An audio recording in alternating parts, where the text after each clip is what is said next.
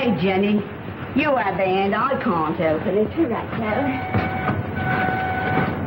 Oh, blimey.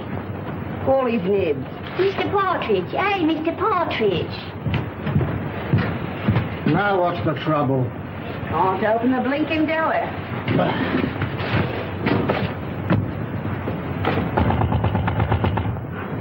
Come out.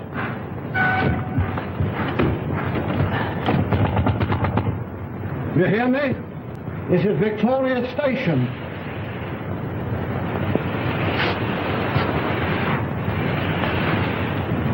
Honey. Some drunk sleeping it off. Some just traveling first class. Come on, Ed.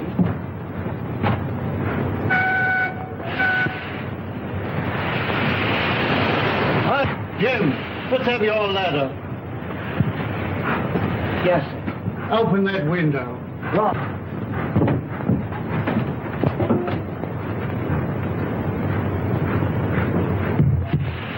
I can't budge it, Mr. Partridge.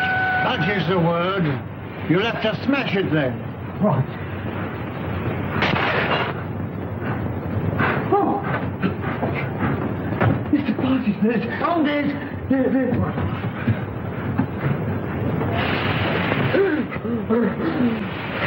Not for help. Fetch the police.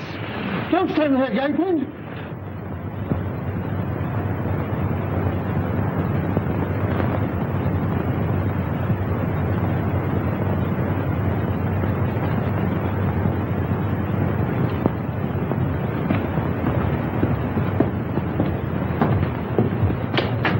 This must be the place. Yes. You'll have to wait here. But I'm not going to let you go in a place like this alone. You must really. I'll be all right.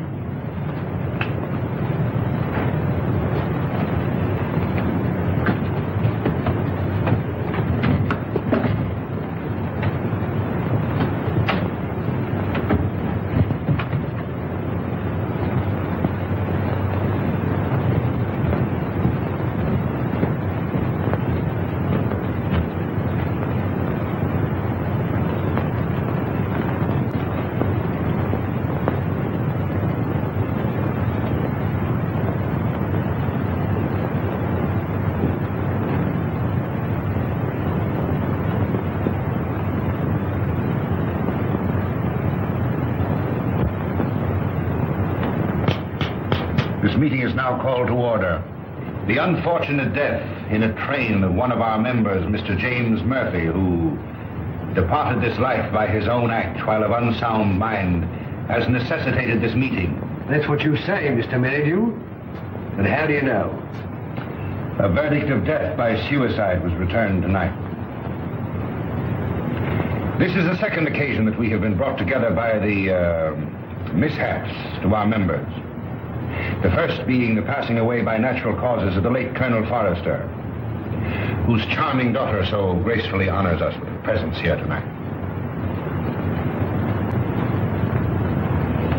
It is agreed in the pact drawn up and formally attested to by its founders that should the Grim Reaper overtake one or more, the interests of the deceased in the society will be divided equally among the surviving members. It is also provided for in the pact that Miss Forrester becomes a participating member. Consequently, the interests of the late James Murphy will be divided equally among the seven of us. I move that my fee for the necessary legal representation, funeral expenses, and a modest urn for the ashes be defrayed by our organization. I understand from the widow that he expressed a preference for cremation. I second that. All those in favor will please signify by raising their hands. Mr. Wilson. Mr. Baker. Mr. Deering.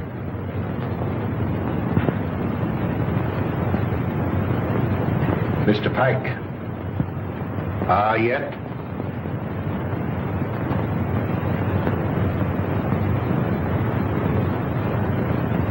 Good. Has any provision been made for the widow? None. I presume that we could stretch a point in her favor. Emphatically no. Things are complicated enough as they are. Why did he want to kill himself? Have you ever met his wife? No. No? Well, I have. A pest if there ever was one. He can attribute his death solely to the general deficiencies of one Annabelle Mary Murphy.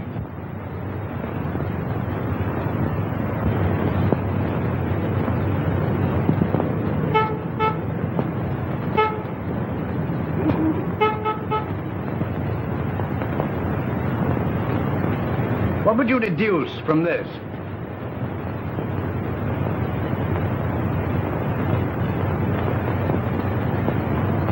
Obviously, an attempt to convey secret information. Could you decipher it? I could not, nor could you. Would you like to bet? Certainly. How much? Shilling. My time is too valuable. The answer will be found in a large book because the numbers are large. I'd suggest the Bible.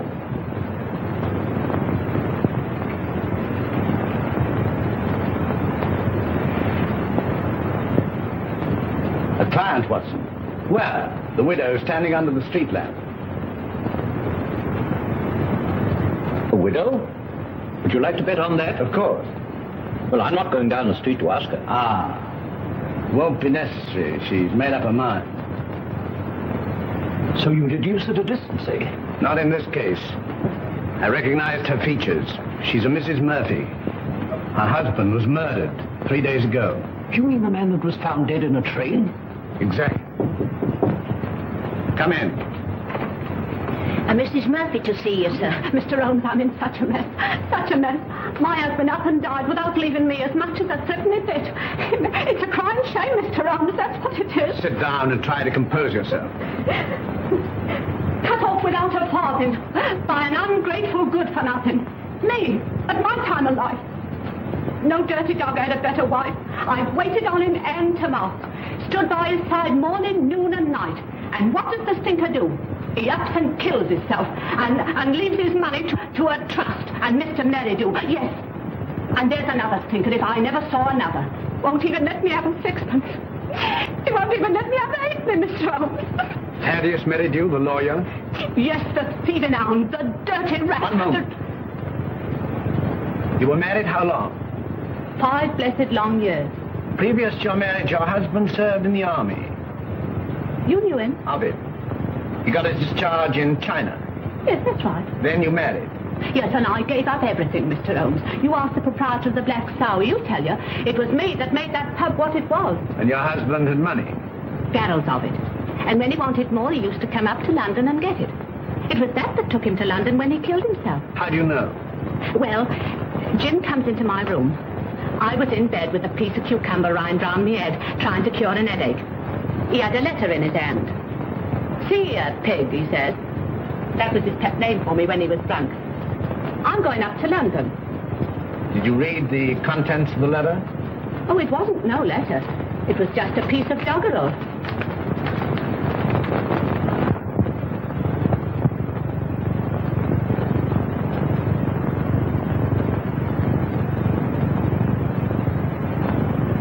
Watson, make a note of Mrs. Murphy's address. 232 King's Cross Road. Then you'll undertake me, Mr. Holmes.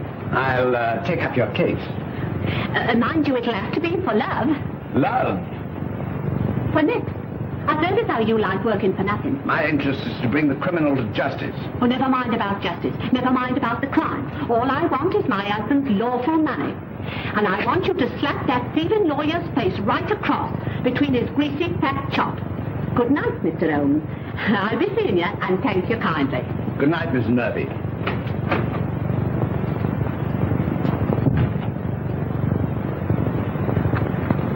Deep water, Watson. She needs some shady lawyer, not you.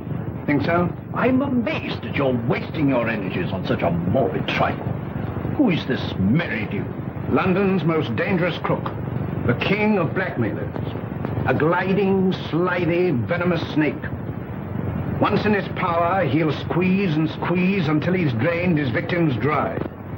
More than once I've had my net around him, but so far he's managed to wriggle his way out. But the time has come, Watson. The time has come for Mr. Thaddeus Merridew. And now, Miss Forrester and gentlemen, this concludes the meeting. I would like to have a word with you alone. I sincerely trust no further accidents will happen to occasion another meeting. You never can tell.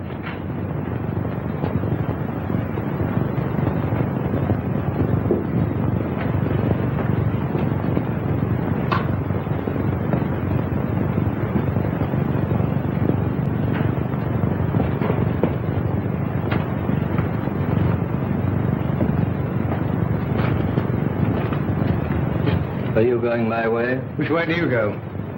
I go the other. That leads to a dead end. That's the way I go. Good night, then. Good night.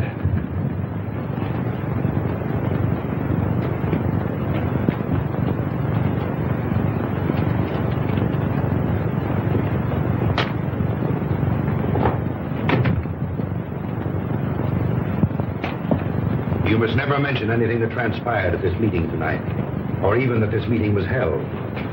I saw a young man standing on the corner as I came in. Yes, my fiancé. He brought me here and is waiting for me. Oh. Then you're thinking of being married? Yes. I wouldn't if I were you. That is, at least until you've consulted me. But why? I can't explain. In a short time, this society will no longer exist. Until its affairs are winded up, it would be most unwise for you to marry. Your father would not have wished it. What had my father to do with these people? Didn't he ever tell you? No. Then I must respect his silence. Remember, not a word to a living soul. He's after me.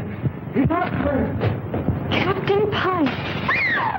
Oh! Oh!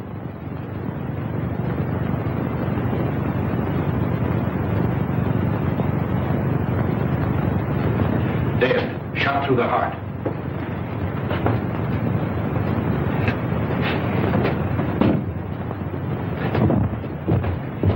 You wait here.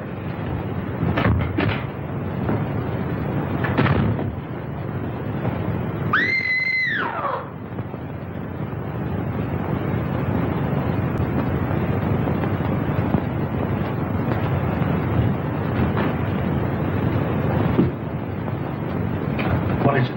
What's happened? Are you hurt? Someone. Look. It's disappeared. What does it mean? The murderer must have had an accomplice and removed the body. We must call the police. No, the police will be here soon enough. We mustn't become involved. But it's murder. As you respect your father's memory, you must preserve a strict silence. Not a word. Come.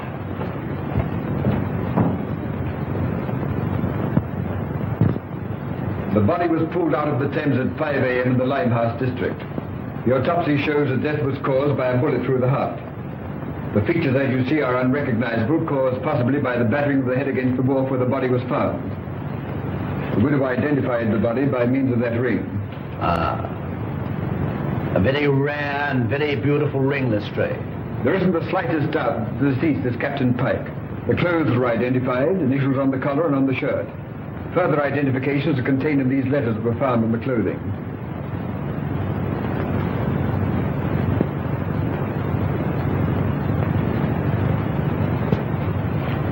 Where is the widow? We asked her to wait. She's in the adjoining room.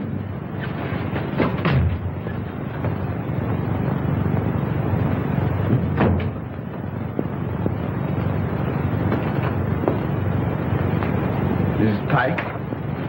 Yes. You are? My name is Sherlock Holmes. When did you last see your husband alive? We dined together last night at the Savoy Grill. He left me shortly after 9 o'clock. I never saw him again. You're staying? At the Savoy. You've been in London how long? About a week. And you live where? At the Grange Shoeburyness. When your husband left you, did he inform you where he was going? No, but I fancied it was on a matter of business. He was a man very precise in his habits. When midnight came, and there was no sign of him, I became rather alarmed. Midnight would be a late hour for him. Very.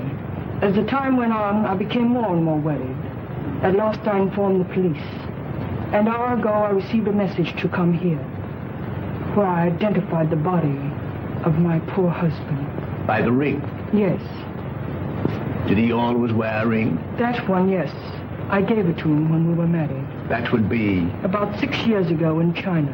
It is an heirloom belonging to my family and has been handed down through generations. I see. Permit me to express my sympathy for your great loss. Thank you. Is that all? By the way, should it become necessary, shall I communicate with you at the Grange or the Savoy? Through my lawyer. His name? Mr. Thaddeus Merridew. Good morning, Mr. Holmes.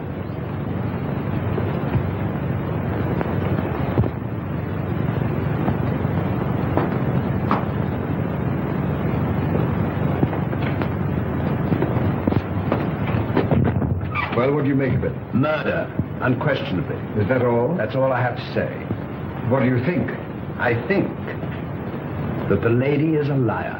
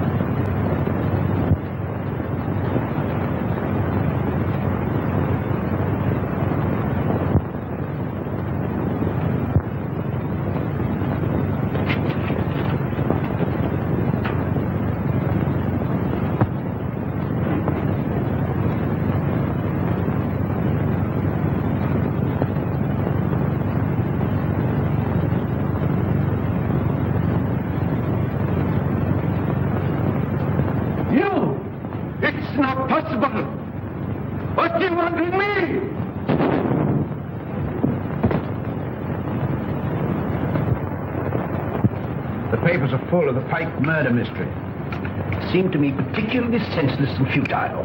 There was no motive. No motive. Peer deep down in the black heart of Thaddeus Merridew and you'll find a motive. You don't mean to suggest that he had anything to do with it, do you? I suggest nothing. Come in. Inspector, it's strange to see you, sir. Mr. Holmes, Dr. Watson. What's the matter? You look worried. Worried? I'm up to my neck. Again? Before I can begin to finish one case, I'm plunged into another. That's the penalty of being smart. You came to see me professionally. Well, unofficially. I see. Heads you win, tails I lose. There's been a bad business during the night. An old gentleman. You'll find it a bit of a puzzler. You mean you found it a bit of a puzzler? We've left everything in status quo, hoping you'll favor us with an opinion. Dead? Murder? Suicide. Come, Watson. Game is afoot.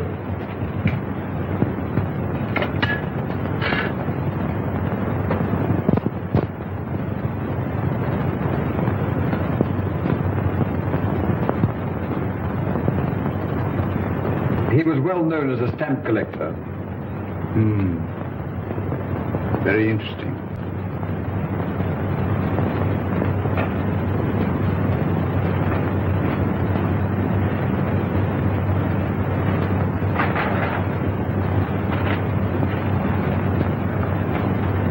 What is it, Holmes?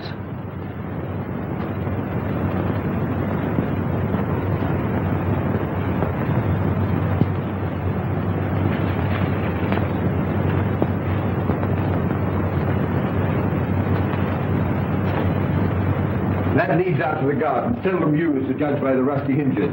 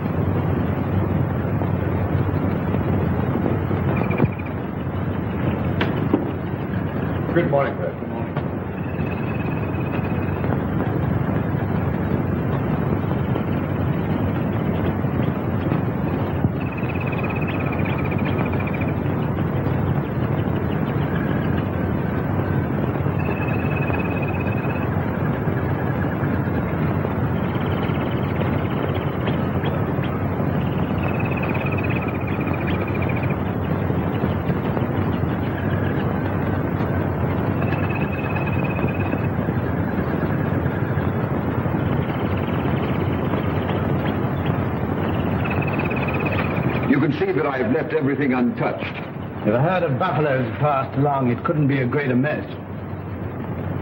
You can take a smoke. Thank you, sir. What do you think? There's been murder done. And the murderer was a man. He was in the prime of life, 6 feet in height, has small feet, wears square-toed boots, limps slightly on the left foot, and smokes Trichinopoly cigars. If it was murder, how was it committed? The assassin was in the house before his victim arrived. He hid in the recess behind the window. While there, he smoked a cigar. He fired a shot which hit the victim on the back of the head and then dragged the body to where you found it. He left and returned some while later to fire a second shot, this time through the mouth. You'll find the mark of a boot clearly imprinted on the congealed blood. What was his object? To obliterate the effect of the first, hoping by so doing to transfer the crime from that of murder to one of suicide. Bullet number 1 you will find in the wall on the farther side of the room. The other will be found embedded in the body of the murdered man. Come, Watson. We mustn't keep Mr. Merridew waiting.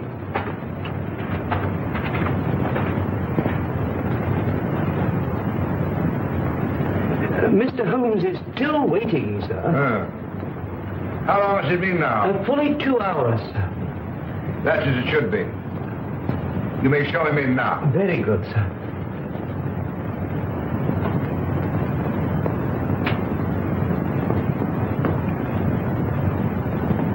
Mr. Holmes, this is indeed a pleasure. I'm sorry to have kept you waiting, but I had to digest my lunch. This is my friend and partner, Dr. Watson. How do you do? Glass of port, gentlemen? Thank you, no.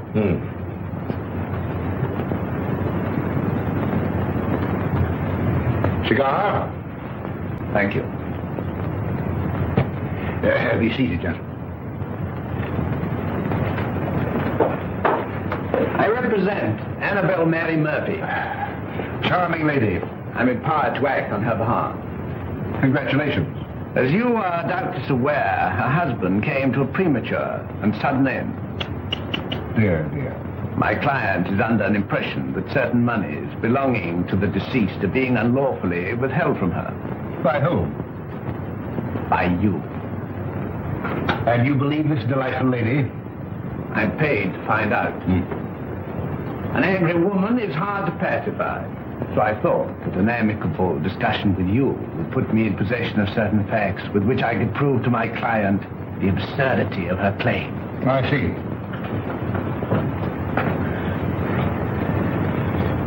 Is that all? That is all. Dear, dear, you're not smoking my cigar. You refuse to assist me.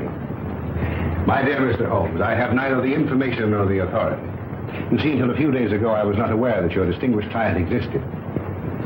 In my profession, I deal with many cases, impartially and legally, without coming into personal contact with my client. It won't do, Mr. Merridew. Anything else? May I trouble you for a pencil and paper? Help yourself.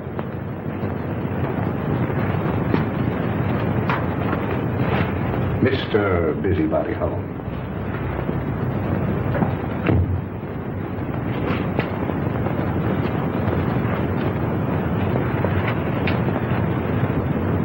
By the way, I think you should know that another client of yours met his death last night. Mr. Malcolm Deering, found murdered.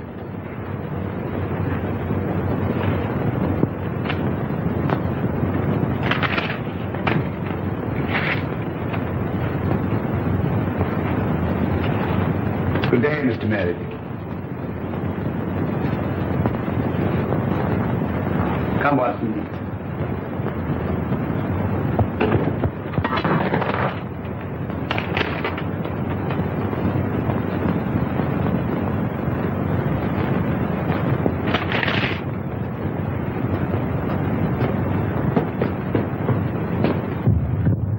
Cold-blooded monster. Well, I've given him something to think about. Did you see what I saw? His feet. What about it? But they were small feet. And the boots Well? were square-toed. Really? Yes, and did you remark the brand of cigar? Cigar? Trichinopoly.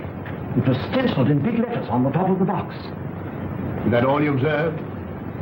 Was there anything else? 100 things. Among them, the cipher to the code. A large book, Watson. I saw no Bible. Which will call Whitaker's Almanac a large. Yes, indeed.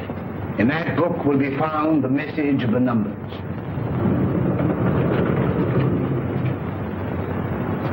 Mr. Holmes. Mrs. Pike.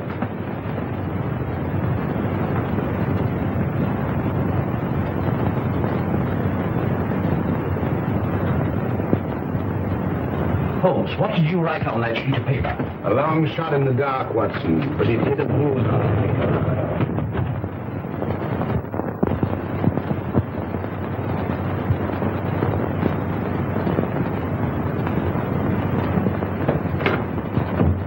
Miss Forrester lives here, I believe. Tell her that Mr. Merridew wishes to see her, Mr. Thaddeus Merridew, and hurry. Mr. Merridew calling to see you, Miss Forrester. You're looking charming as ever. I see you received my flowers. Thank you. I sent them to soften the unexpectedness of my visit.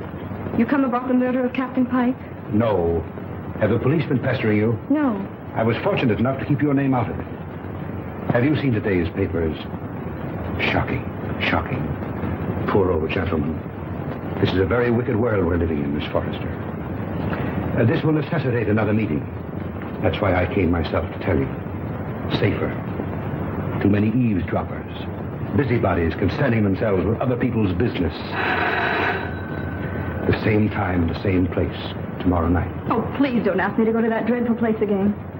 Well, unfortunately, in this case, I'm a servant, carrying out instructions. You've nothing to worry about. Not a thing. Not a thing in the world. Oh, this is my, Mr. Stanford, Mr. Merridew. Remember. I seem to see you every place.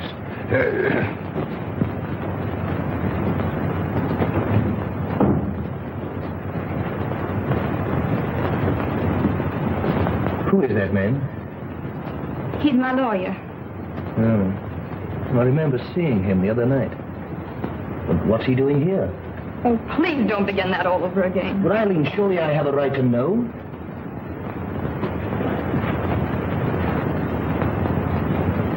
Oh, John, I'm so miserable. It's something that concerns Father. Just before he died, he sent for me. I remember his words. On my death, you'll find yourself well provided for. You'll be rich. Remember this name. He repeated it twice. Merridew. Should he communicate with you, follow his instructions, for through him will come this inheritance. And the meeting 3 days ago? Began the fulfillment of Father's words.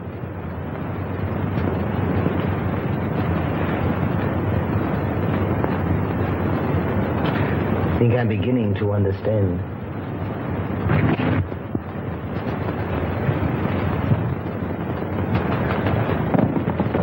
I thought I saw...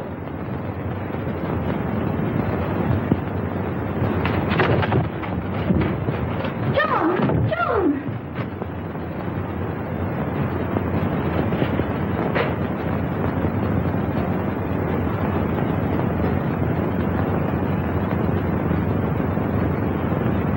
He was a black-bearded man, ill-dressed, looked like a tramp. How tall? Oh, quite tall. Could you keep Miss Forrester under observation without her knowing it? I don't understand. Is Eileen in danger? In great danger. You were wise in coming to see me. Should anything unforeseen occur, get in touch with me. Go to her. Remember, get in touch with me.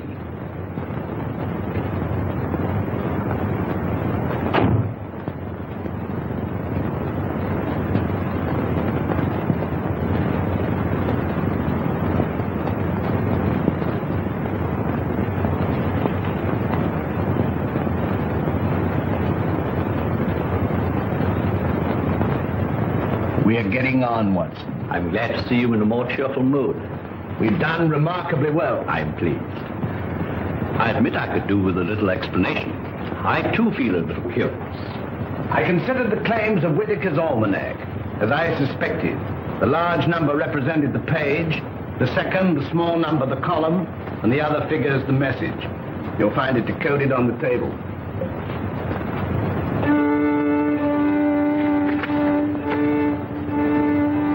Meeting of Scarlet Ring, Tuesday, Limehouse. Him.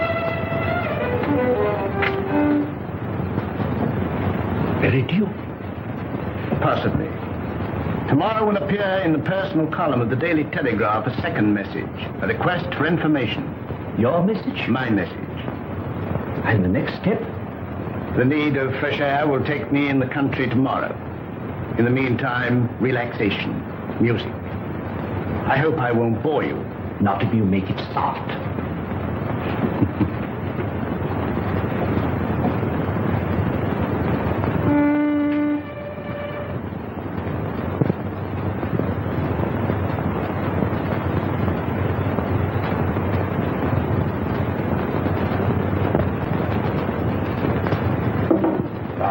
Things are getting worse and worse. I hear tell as how they'll get more worser before they gets less worser. Same as I say. That were a very bad business about Captain Pike. A very bad business. Same as I say. I hear tell us how the old range is going under the hammer. Lock, stock, and barrel. Same as I say. And I almost broke this old back of mine a weed in their old garden. And to look at it now, you'd think I'd spent all my time in here. Morning, sir. Morning. Morning. How far is the Grange from here? Some will tell you 4 miles and some will tell you 5. But I say it's more than 4 and less than 5. Is there any means of getting there besides walking? Bless your heart, yes, sir. I've an old trap. I'll harness up old Caesar and old Will he'll drive you over. Will you take anything to drink? Wouldn't come amiss. Scotch and splash. Put a bottle on the table, some glasses, and a siphon of soda. Come in, sir, come in. Lord love us, it feels good to be busy again. You're a godsend to him, sir. He hasn't had a paying customer for a long time. Chip on the hip, sir. Before you can see Jack Robinson. Help yourself. Thank you, sir. Just a little drop, sir. See when? When? Well, here's your very good health, sir.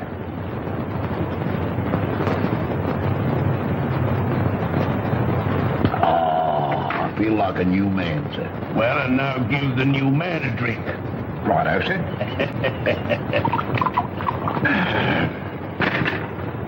When? Is your very good health again, sir? Good health. Were you born in these parts? I've never seen none other. Worked for the Pike family all my life.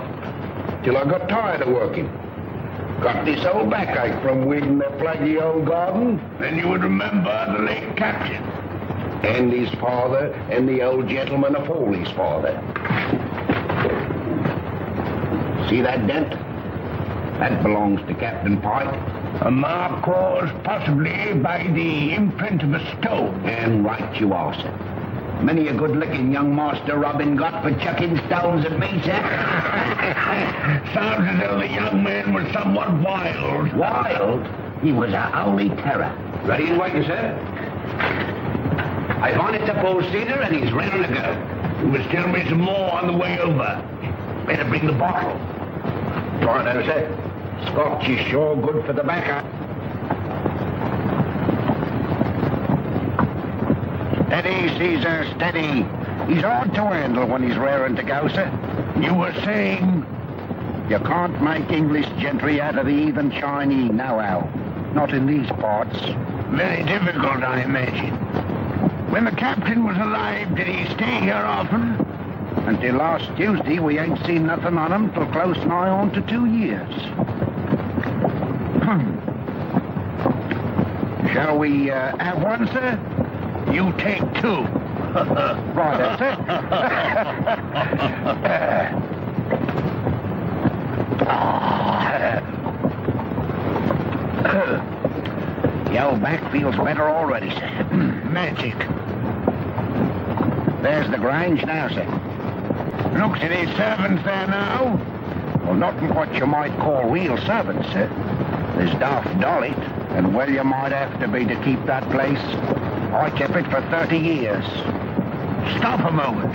Whoa, Caesar.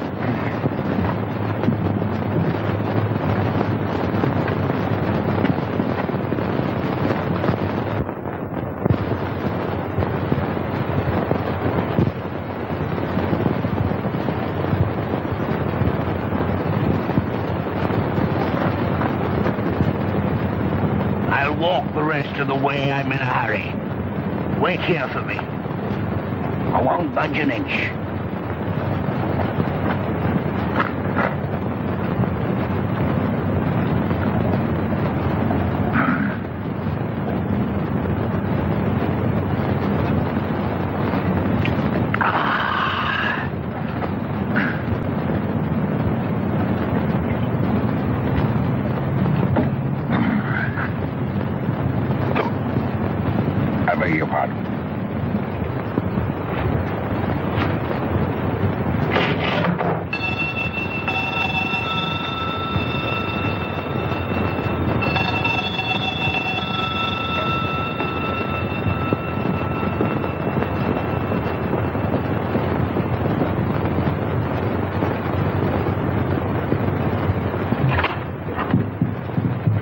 Is your mistress in?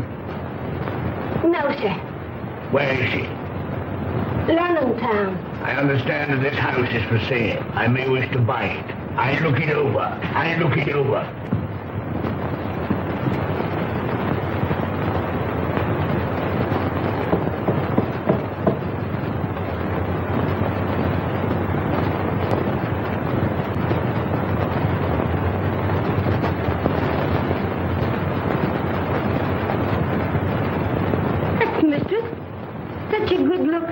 Such eyes.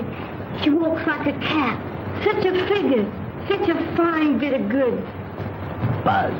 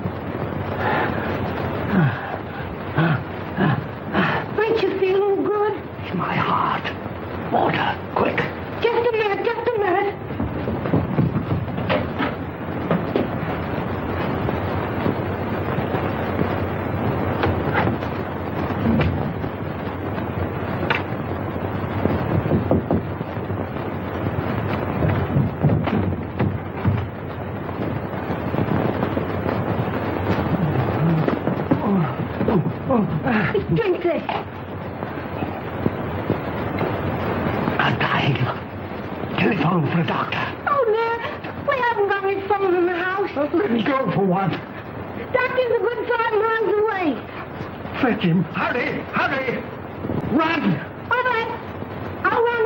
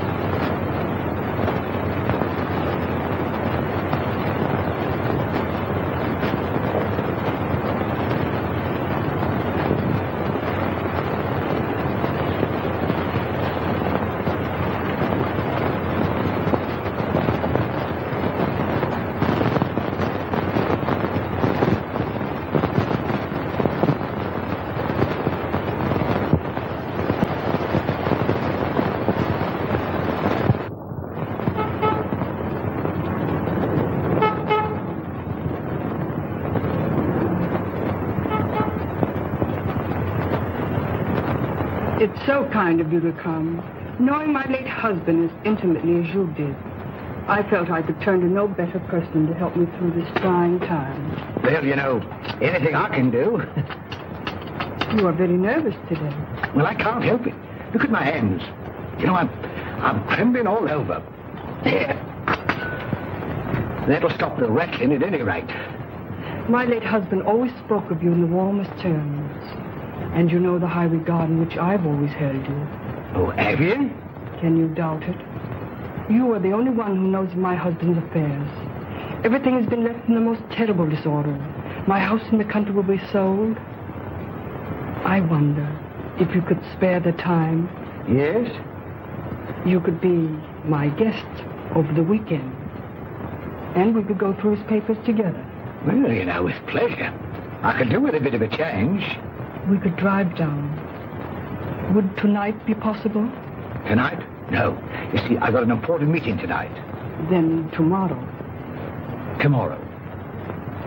May I make a little confession? You know, Mrs. Pike, I've always admired you tremendously.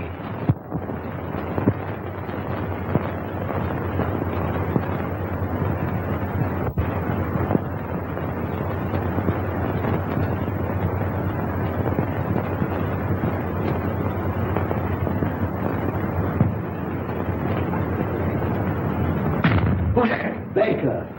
Oh, it's you, is it? Who do you think it was? Where are the others? I'm the first one here. There's a rat among us. Yes, and he's facing me, seated on a chair. Aye. Someone has given away the code. Anyone supplying information concerning the Scarlet Ring will be rewarded. Apply Sherlock Holmes, 221A Baker Street. It's one of us, that's certain. We can leave a girl out of it. Can't be that dumb Chinaman. There remains you, myself, and Meridew. Well, it's not me. On my oath. Or me, I swear it. Then it's... I thought that snake was double-crossing me. But it's getting on my nerves. It's like living a nightmare. First Murphy, then Pike, then Deering. Who'll be next?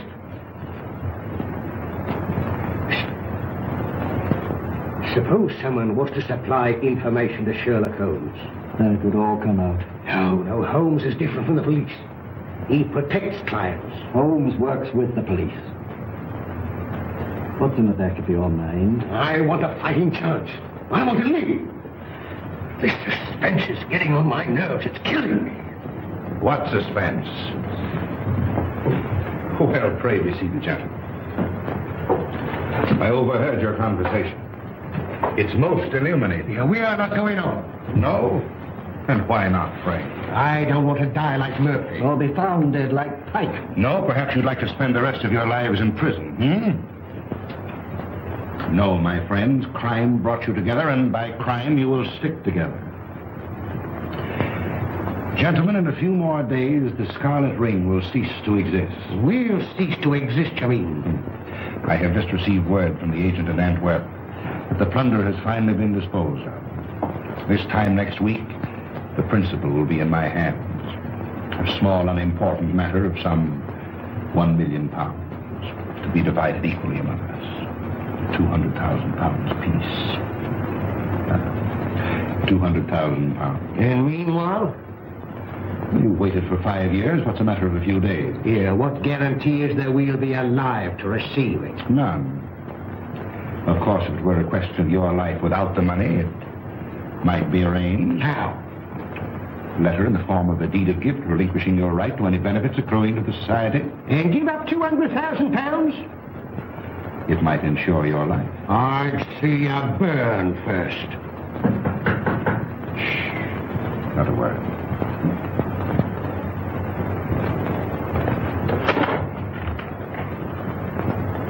Well, Miss Forrester, this is a pleasure. Come in.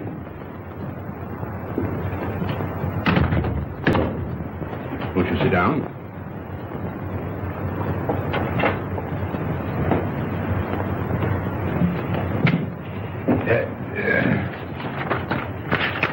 And now to business.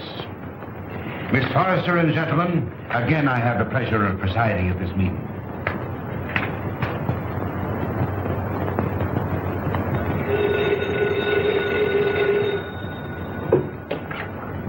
Hello? One moment. Mr. Stanford. Yes? Where?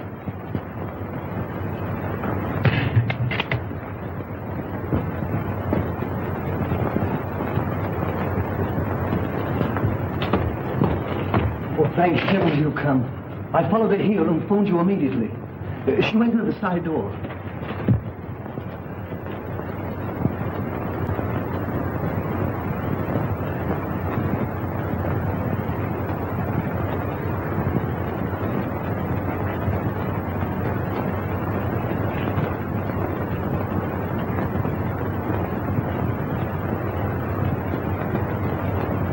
There were 4 others. A lawyer, 2 white men, strangers, and a Chinaman.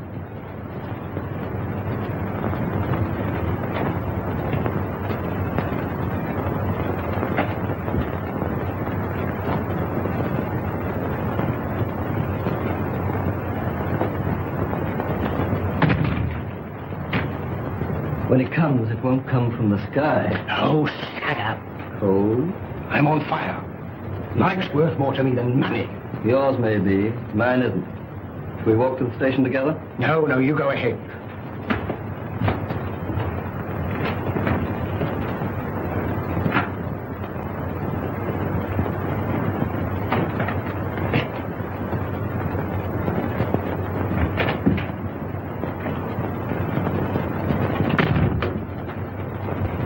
She's inside. They left her inside.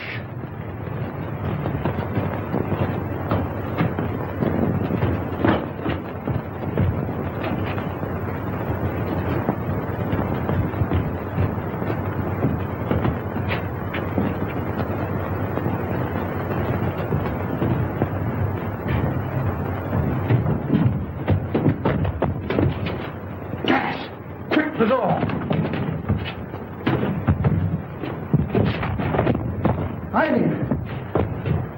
Get in the fresh air.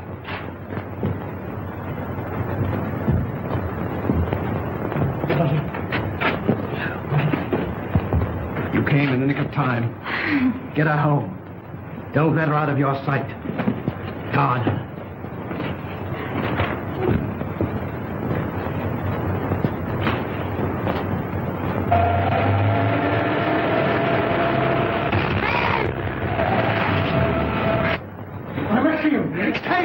Save me!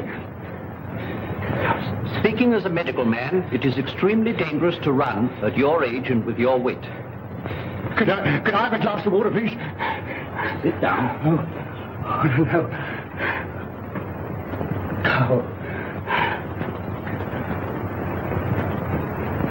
Oh, thank you. I must apologize for bursting in like this, Mr. Holmes. I'm Dr. Watson. I don't know when Mr. Holmes will be back. Please wait. Thank you.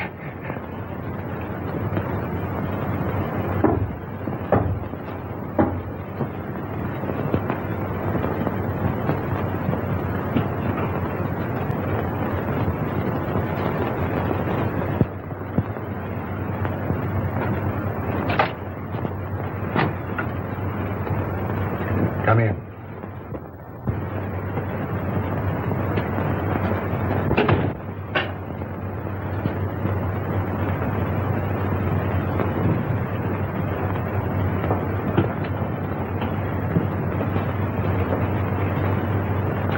Sit down.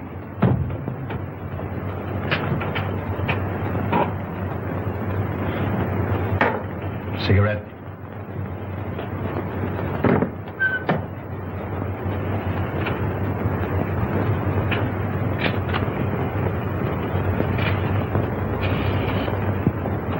Any luck? Too bad. I have here the securities. Easily negotiable for £1 million. The Chinaman yet is devoted to his mistress. Doubtless a generous present will satisfy him. On account of Holmes, I cannot impress upon you too sufficiently the necessity for speed. Everything must be finished tomorrow night at the Grange. I will make all the arrangements.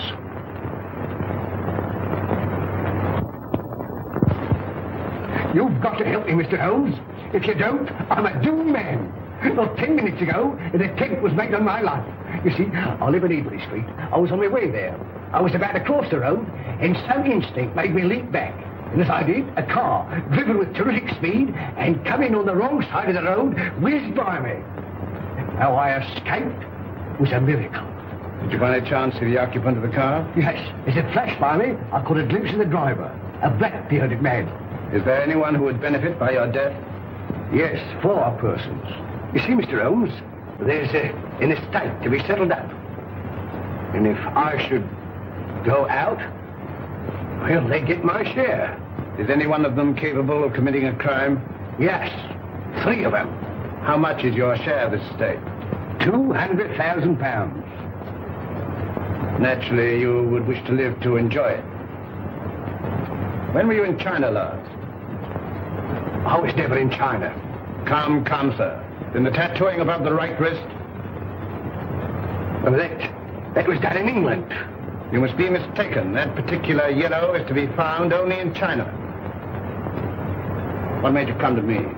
Well, you see, Mr. Holmes, I'd heard of your reputation. How did you know my address? Aren't you here in answer to my advertisement? Were you not returning from Limehouse? Are you not a member of the Scarlet Ring? Is it not a fact that 3 of your members have met with very sudden ends and you're terrified lest their fate befall you? Why, you must be the devil himself. Answer me. Yes, Mr. Holmes, but I'm helpless. I'm up against some power that no precaution can guard against.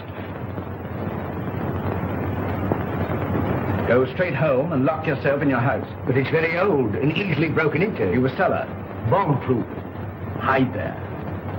On second thought, we'll see you to Ebury Street. Take a revolver, Watson. Mr. Holmes, do you think there's any hope? Obey my instructions implicitly, and I can promise you almost a chance. Tomorrow, leave town.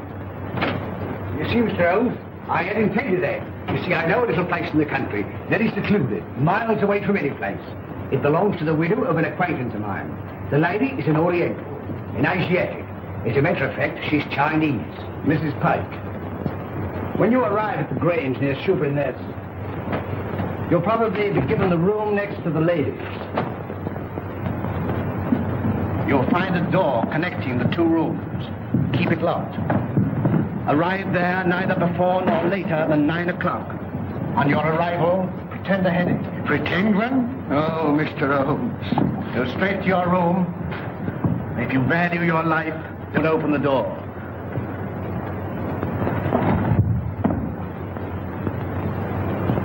Baker! I got him too. Poison.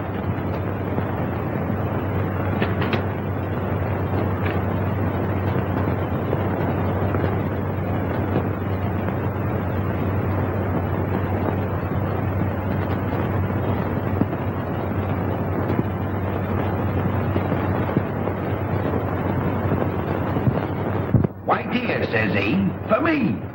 And that's the last I seed of him. A regular queerin', free with his money, same as I say. He must have been a pickle when he was a lad. Dolly ran all the way to fetch Dr. Smallwood. And she and Smallwood nigh burst a blood vessel trying to get to him. And when they found him, he wasn't there. And nary a one of them ever set eyes on him again. Same as I say. Company. Evening, gentlemen, evening. I think it would make way for the gents. Good evening, gentlemen. Good evening. Good evening. Good evening. Take anything to drink? Wouldn't come amiss. Scotch and splash? Scotch and splash? How did you know, sir? Thank you, sir. Give your orders, gentlemen. Put a bottle on the table. Glasses and a siphon of soda. Bottle of whiskey, 4 glasses, 5 of it. Gentlemen? There you are, Will. All right. Hurry up. Get the money here. 4 glasses. There you are, sir.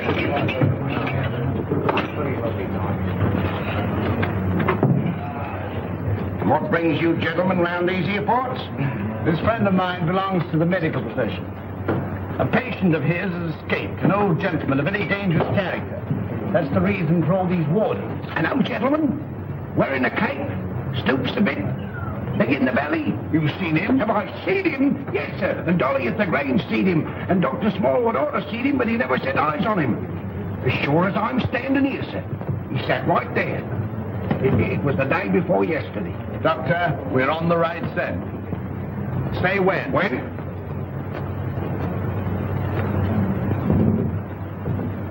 Well, here's your very good health, sir.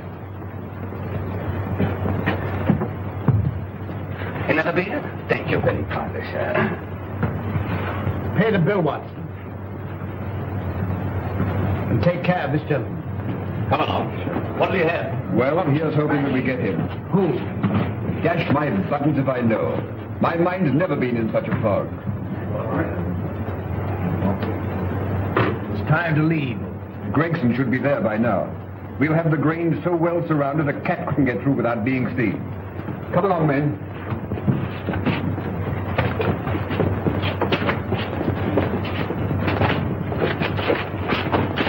Mr. Holmes, something terrible has happened.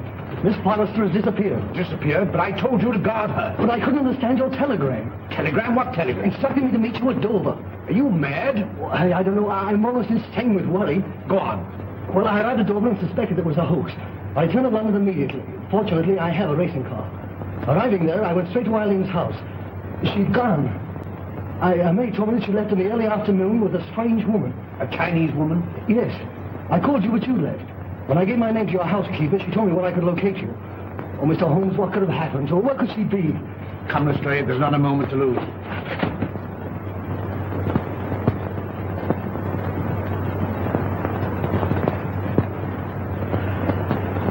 Mr. Holmes is late.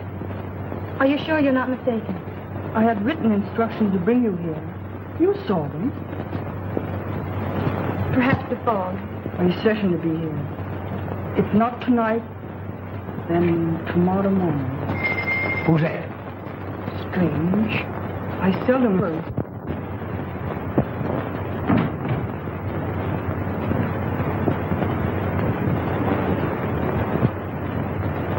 Stop!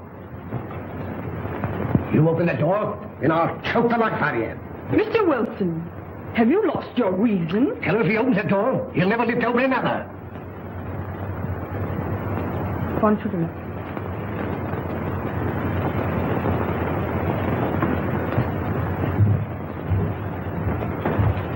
Who is it? Telegraph, boy.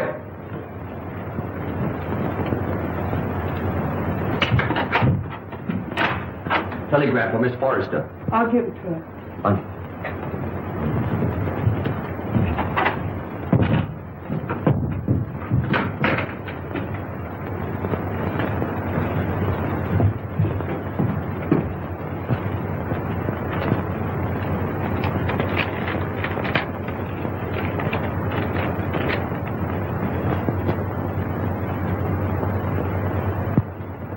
Good news?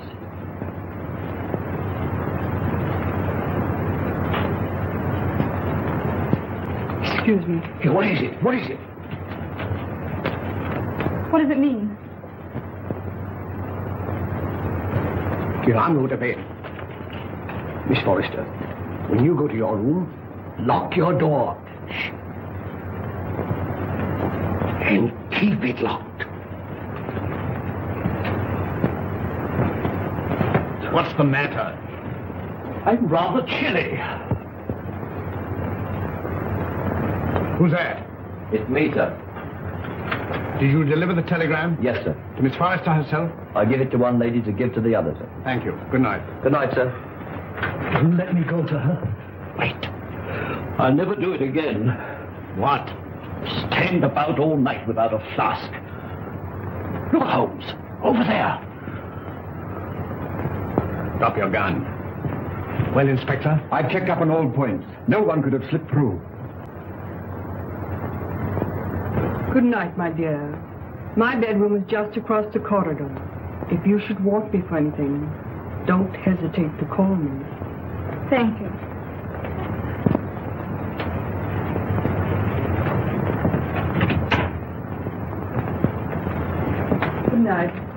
Good night.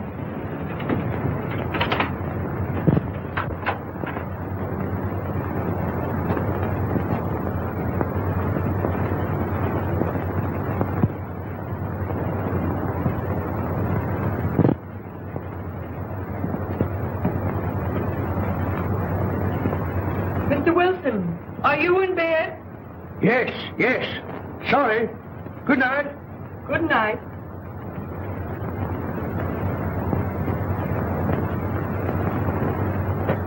Who's that?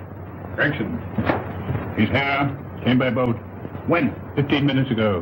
Why didn't you let me know sooner? It's this fog. Our men lost their bearings. Watch the front of the house. Come. Come. All right, you stay here. Very good, sir.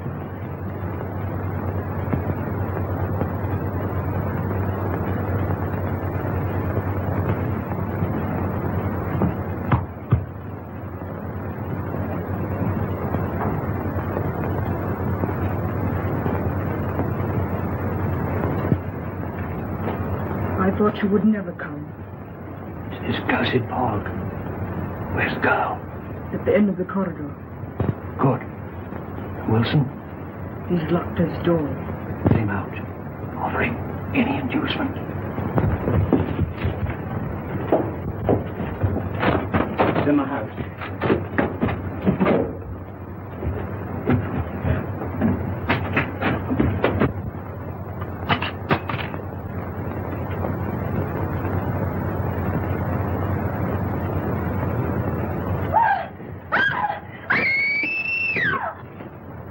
It's Eileen. That's Eileen.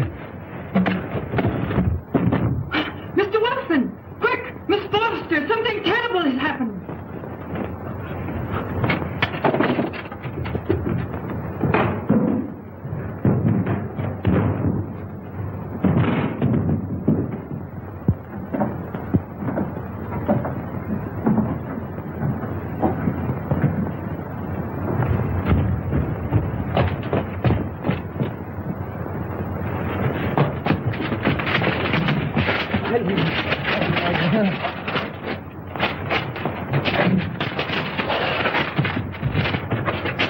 Eileen, my darling, are you all right? Help! Murder! Help! Break it down. Help! Holmes! Holmes! Holmes! Are you all right? Quite all right. Thank you, Watson. Take them downstairs.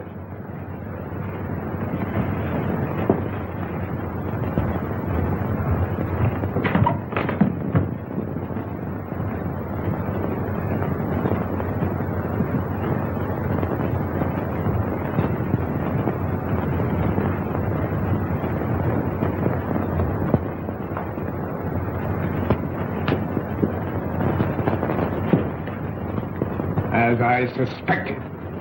Captain Pike.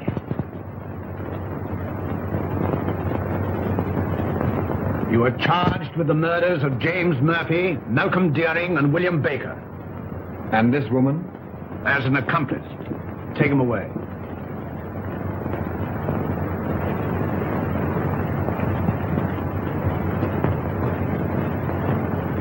I saw him killed. You saw him pretend to be killed. It was he who attacked you. He was shot. No shot broke that window. He broke it himself. But the blood. Animal blood. On a sponge. Merridew, of course, was in on it. Mr. Holmes, there's a second man outside. Came the car. I thought it my duty to detain him. Bring him in.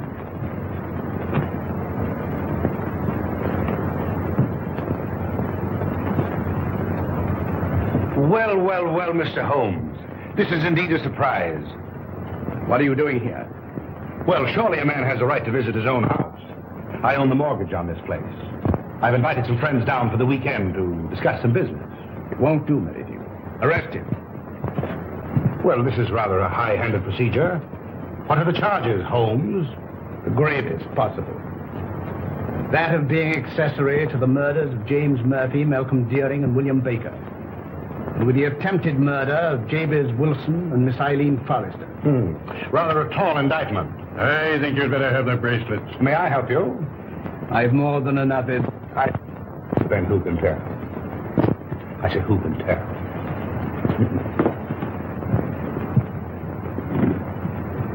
This will make promotion, Lestrade. I'm very grateful to you, Mr. Holmes. But how you did it beats me. Simple enough. Simple. Simple? By the examination of the footsteps in the garden of Mr. Deering's house, thoroughly certain of the murderer's description. You'll remember the ring. There was no mark to indicate that it had remained on that finger for a period of 6 years as stated by his mistress. His wife, you mean? Mistress, Watson. Mistress. Well, you ought to know. And the scarlet ring? Perhaps you'll remember the disappearance of the mandarin's gems in China some years ago. Perfectly. To realize on gems of international repute would be a ticklish matter? Very. That'd have to be broken up piece by piece and then disposed of carefully and slowly. Exactly. The scarlet ring was formed by the instigators of the original crime to protect the receiving end. And what was Pike's motive? Greed. The last survivor would become the recipient of the entire booty. I think it will be found that Pike was the original ringleader. But Mr. Wilson could furnish us with an answer to that. Not one word. We shall never forget you, Mr. Holmes. Rather not, sir. You must invite me to the wedding. Perhaps you'll give me away. I appreciate the compliment, but I never give a lady away, except I'm professional. Come, Doctor. They'll send you when they need you.